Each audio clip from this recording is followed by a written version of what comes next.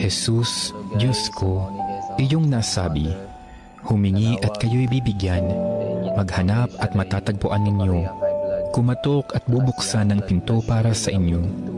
Tunghayan mo po akong nakaluhod sa may paanan mo, napupuno ng buhay na pananampalataya at tiwala sa iyong mga pangakong pinabatid ng iyong kabanal-banalang puso at sinambit ng iyong mga labi.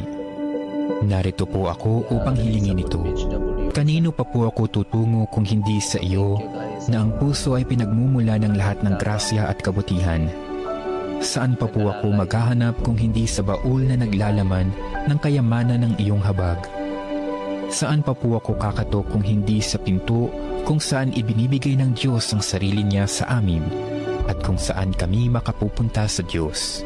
Sa iyo po ako dumudulog, puso ni Jesus.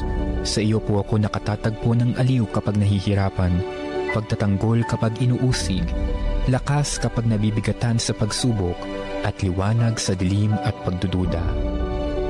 Minamahal kong Jesus, maigting po akong naniniwala na kaya mong ipagkaloob ang biyayang aking hinihiling. Kailanganin man ito ang isang himala. Naisin mo lamang ito at matutupad na ang aking panalangin. Inaamin kong ako'y hindi karapat-dapat sa iyong mga biyaya, ngunit hindi ito dahilan para panghinaan ako ng loob.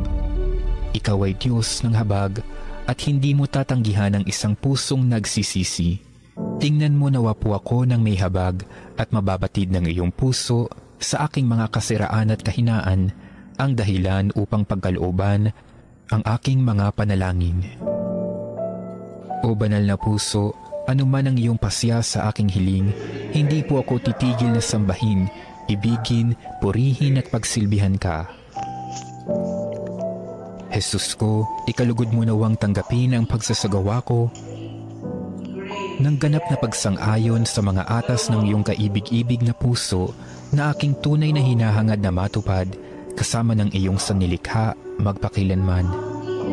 Kabanal-banalang puso ni Jesus, alam kong may iisang bagay na hindi mo kayang gawin, ang mawala ng habag sa mga naghihirap o nababalisa. Tingnan mo po ako, nagmamakaawa po ako, minamahal kong Jesus.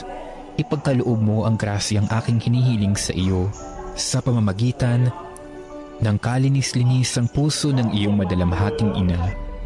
Ipinagkatiwala mo ako sa kanya bilang kanyang anak, at ang kanyang mga panalangin ay napakamakapangyarihan sa iyo. Amen.